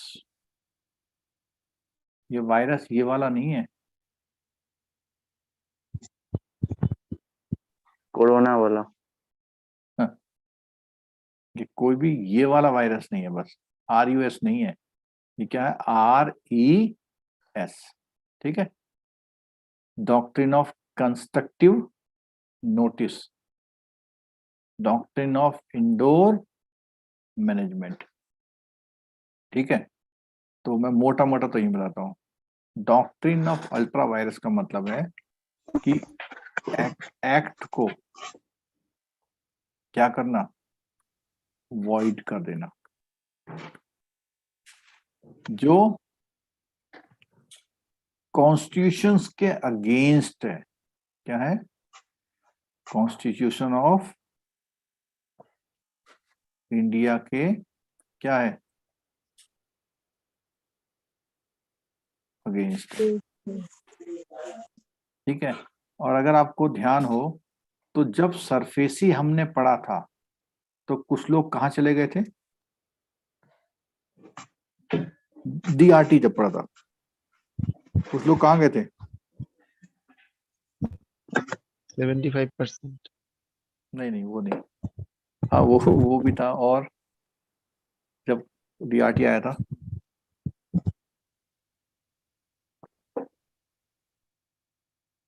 लोग दिल्ली हाई कोर्ट चले गए थे कि साहब जब रिकवरी के कानून बने हुए हैं तो डीआरटी क्यों ला रहे हो? तो सुप्रीम कोर्ट ने कहा नहीं ठीक है। सुप्रीम कोर्ट चाहता तो उसको क्या घोषित कर सकता था? Ultra vires. ठीक है, आपको ये जो लोग करंट अफेयर्स अच्छी पढ़ी होगी जिन्होंने, ये एक आया था, पढ़ा किसी ने कभी?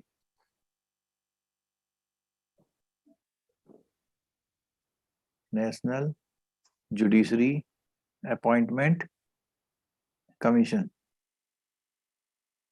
नहीं सुना? कुछ 8-10 साल पहले एक ही कमीशन आया कि भैया जजों की नियुक्ति किसी एग्जाम से होगी। सुप्रीम कोर्ट ने क्या कह दिया इसको? नहीं भैया, ये क्या है? क्या घोषित कर दिया उसे? अल्ट्रा वायरस मीन्स ये कानून बेकार है। ठीक है, चलो पढ़ते हैं क्या चीजें।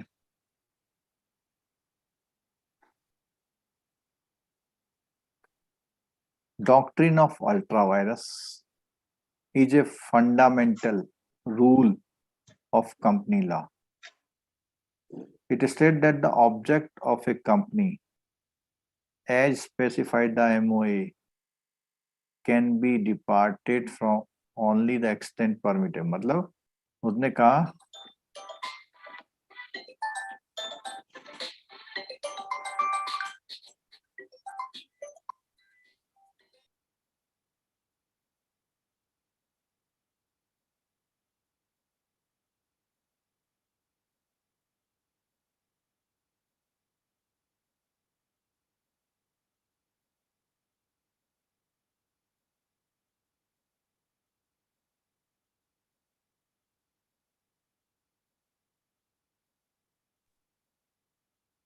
हेलो, हाँ, तो इसमें बात हो रही थी कि जो भी अगर आप एमओए के अगेंस्ट में काम करेंगे, ठीक है, तो वो माना जाएगा कि फंडामेंटल लॉ से नहीं कर रहे हैं, तो अल्ट्रावायरस। तो उसने बोला when company exercise power promote और release any of objective state में एमओए इज इन इंट्रावायरस। समझ में आई बात? यानी जो ओके है वो क्या है? इंट्रावायरस। और जो बाहर है उसे क्या बोला इन्होंने? अल्ट्रावायरस। अल्ट्रावायरस। ठीक है, company can not sue on ultra vires transaction, यानी कोई गलत काम करती है उसके अगेंस्ट कोर्ट में नहीं जा सकती। It can not be sued to, और कोई बंदा इनको भी गलत काम के लिए स्यू नहीं कर सकता। If company borrow money is an ultra vires transaction to repay legal loan, then the lender is entitled to recover his loan from the company. मतलब अब देखो यहाँ पे कुछ खास बात, कंपनी ने गलत काम करके पैसा उठा लिया तो उस आदमी को अधिकार है क्या करने का? रिकवर करने का। ठीक है, बट कंपनी कोई ऐसा गलत काम करती है जो दूसरे को क्या कर रहा है, मतलब ऐसा काम करती है कि वो उसके लिए फिर कोर्ट में नहीं जा, कंपनी कोर्ट में नहीं जा सकती, लेकिन दूसरा आदमी कंपनी के गलत काम के कोर्ट में जा सकता है। ठीक है, जैसे ये क्वेश्चन है, कोई रेलवे कंपनी थी, उसका काम था ब्रिज बनाने का। ठीक है, बाद में वो कुछ और भी बनाने लग गई, तो बाद में क्या हुआ? कॉन्ट्रैक्ट कैसा माना गया उसको? अल्ट्रा वायरस, और इसलिए उसको क्या कर दिया? Null and void. ठीक है, अल्ट्रा वायरस आपने काम कर दिया तो क्या हुआ, देखो इधर सुनना, ultra vires transition is void एब इनिशियो, मतलब वो जिस समय शुरू कर रहे हैं ना काम को तभी से वो बेकार है। Therefore can not become intra vires by reason of ratification, यानी उसको आप क्या नहीं कर सकते, उसको इन नहीं कर सकते, कैसे करके, रेटिफाई करके, ठीक है। No company had held liable for obligation arising or such contract, मतलब कंपनी अगर गलत काम करके कुछ कर रही है तो उसको दूसरे को, अगर कंपनी को नुकसान हो जाता है तो वो कोई मतलब नहीं है।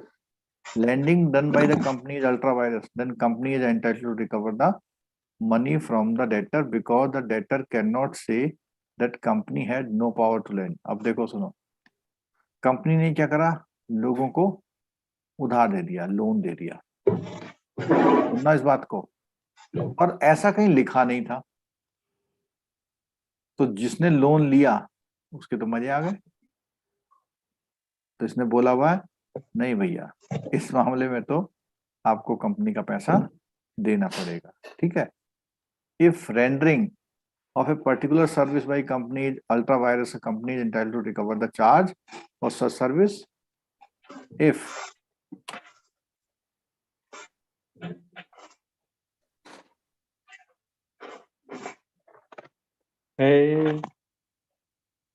if the property of the company is delivered to outsider through an ultra virus act, company can get back the property if such property can be traced।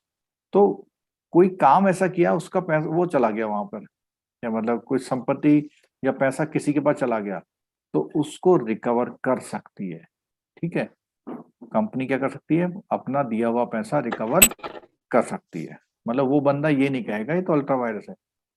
Effect of ultra vires acquired property, अगर गलती से company ने क्या कर ली, property acquire कर ली, तो उसने बोलना हुआ the company is entitled to the ownership of such company because that asset through wrongly acquired represent the capital of the company।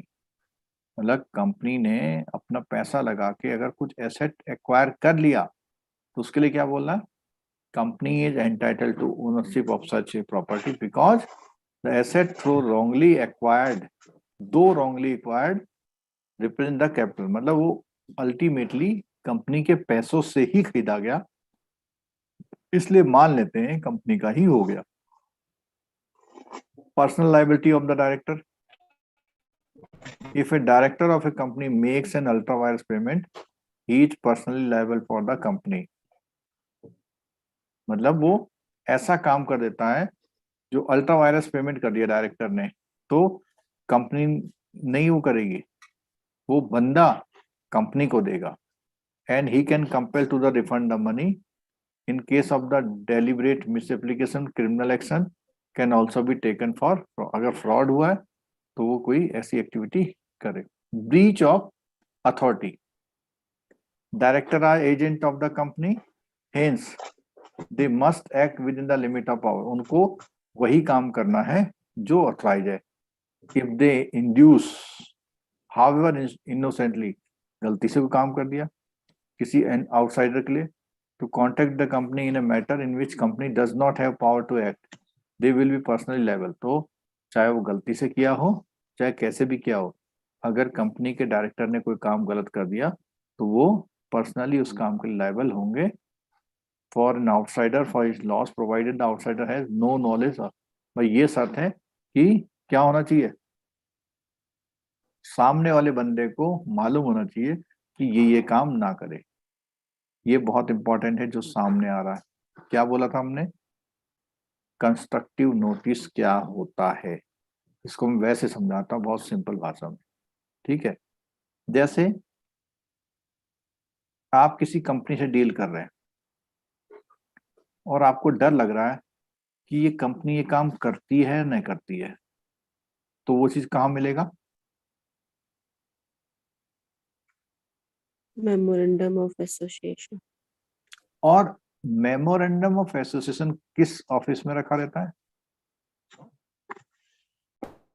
Register office में, रजिस्ट्रार ऑफिस में। और ये जो मेमोरेंडम ऑफ एसोसिएशन है जिस ऑफिस में रखा रहता है, कैसे रखा रहता है वहां पे, इस तरह रखा रहता है। इसका मतलब क्या हुआ, लॉक खुला हुआ है। खुला हुआ। पहले मैंने पूरा बना दिया था ये,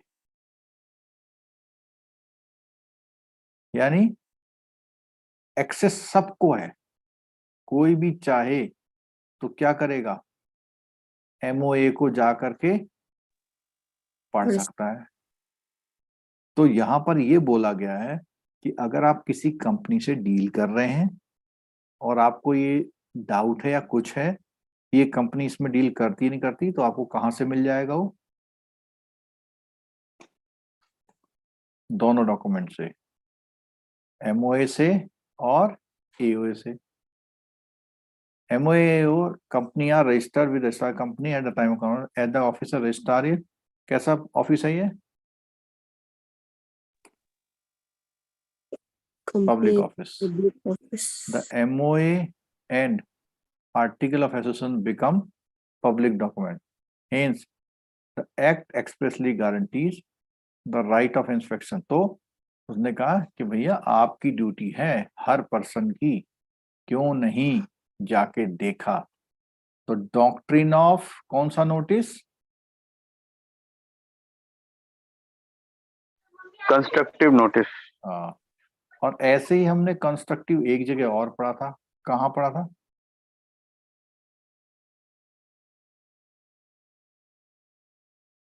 बोलो कहाँ पढ़ा था। कंस्ट्रक्टिव डिलीवरी मीन्स वो प्लेज में पैसे का लेन देन होता है। कि उसमें ये था कि सामान तो वहीं रखा है लेकिन सामान का कागज आपके पास आ गया, तो माना जाता है सामान ही आ गया, समझ लो। ऐसे ही यहाँ पर भी है कि नोटिस है, आपने नहीं पढ़ा बट वहां रखा हुआ है, तो कंस्ट्रक्टिव नोटिस। किसी को समझ में नहीं आया तो मैं उसे दोबारा समझा सकता हूँ, बोलो। किसी को समझ में नहीं आया हो तो दोबारा समझा सकता हूँ। जी सर, मतलब ऐसा मान लिया जाएगा कि आपने पढ़ लिया जो भी उसमें मेंशन है, अगर आपने नहीं पढ़ा तो आपकी वो भूल है, आपकी गलती है। जैसे आप लोग जॉब ज्वाइन करते हैं, आपके सर्विस रूल है, क्या है आपके सर्विस रूल है, आपने नहीं पढ़े, लेकिन कोई आप ऐसा काम कर दें जो सर्विस रूल में मना किया था, तो आपको पनिशमेंट मिलेगा या नहीं मिलेगा, मिलेगा मिलेगा। मिलेगा। ये मानते हुए ये भैया implied सब है, ई सर्कुलर में रखा तो है, पढ़ा क्यों नहीं। ये implied है सर। ठीक है, चलो, तो इसका मतलब यही है। हाँ? अच्छा, इफेक्ट क्या होता है डॉक्ट्रिन ऑफ कंस्ट्रक्टिव नोटिस का, तो उसमें बोला कि who deals deem to have notice to the public document, तो पता है। Another effect, public dealing with the company not only deemed to have notice but also presumed to have read, मतलब उसे पता भी है कि वहां रूल लिखे हैं, उसने पढ़ भी लिया है। डॉक्ट्रिन कंस्ट्रक्शन नोटिस, ये भी डॉक्ट्रिन है, इज ए नेगेटिव नेचर, ये भी बहुत इंपॉर्टेंट लाइन है। Is a negative nature in the sense that stops person for contending arguing that he had no notice, मतलब वो लोगों को रोकता है कोर्ट में जाने से, कि वो ये जाके ना कहें साहब हमको तो मालूम ही नहीं था, ये नहीं कह सकते, नेगेटिव है। ठीक है, company law, company doctrine constructive notice is a doctrine where all person dealing with the companies are deemed to be construed to have knowledge of the company's article of association and management. The doctrine of indoor management is an exception to this rule. हाँ, ये देखो सुनो, एक बात है कि वो indoor management की चीज को नहीं देख पाया, तो ये दोनों कैसे हैं, अलग हैं। अगर इंडोर मैनेजमेंट का डॉक्ट्रिन है तो उस पर लागू नहीं होता, इसका मतलब इसे भी समझना पड़ेगा हमें, क्या है। Constructive notice seeks to protect the company against the outside. देखो, जो कंस्ट्रक्टिव नोटिस है वो तो कंपनी को प्रोटेक्ट करता है, जो बाहर के लोग हैं ना, जो उसे डील कर रहे हैं वो एक ऐसा हमें तो पता ही नहीं था, उनसे प्रोटेक्ट कर रहा है। Doctrine of indoor management seeks to protect outsider against the company. बोलो तो समझ में आया कुछ? कंपनी है, कंपनी को प्रोटेक्ट कर रहा है कौन? Constructive constructive notice. नोटिस, ठीक है, उनकी ढाल बन के खड़ा है। और इंडोर मैनेजमेंट उल्टा, आउटसाइडर के लिए। हाँ, कंपनी की जितनी वो है उनको रोकता है, लोगों को, ठीक है। क्या? A person who deals with the company is deemed to have read, मालूम है, पढ़ा होना चाहिए, ठीक है। To see that his contract with the company is not inconsistent with them, but he is not bound to inquire into the regularity of the company. अब यहाँ देखो, उसे ये तो पता है कि भैया ऐसा होगा, बट जो रेगुलर चेंजेस आते हैं उसमें, इंटरनल फंक्शनिंग में, इंटरनल मैनेजमेंट में, hence the contract is consistent with the public document, the company is bound, he will not be affected by any irregularity in the internal management of the company. This is known as the doctrine of indoor management. Doctrine of indoor management is exception of rule of construction notice. Therefore, doctrine of indoor management protects outsider, यानी लोगों को रोकता है with the company. Where it's तो ये पहले बोल दिया उसने। इस लाइन को मैं थोड़ा एक बार और पढ़ रहा हूँ।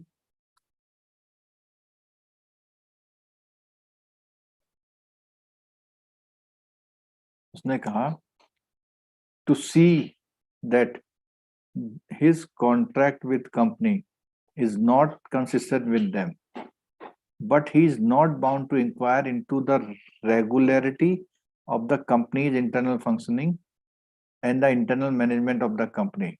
तो अंदर अंदर क्या खबर चल रही है ये नहीं पता। जैसे अगर मान लिया किसी कंपनी का डायरेक्टर बदला, तो किसको मालूम होगा ये?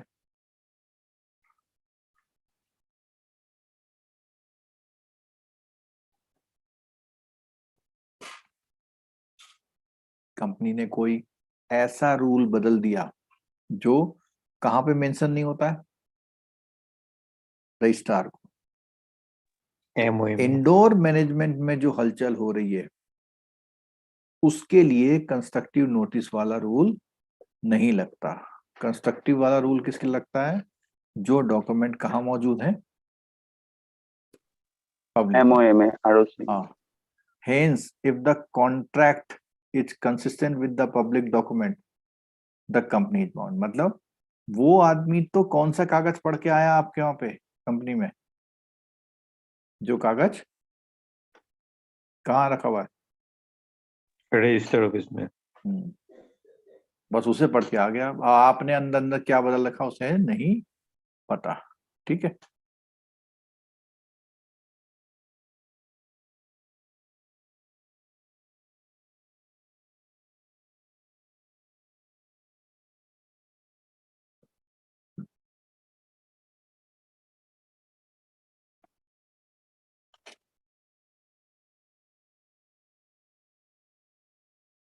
कहाँ कहाँ नहीं लगता है?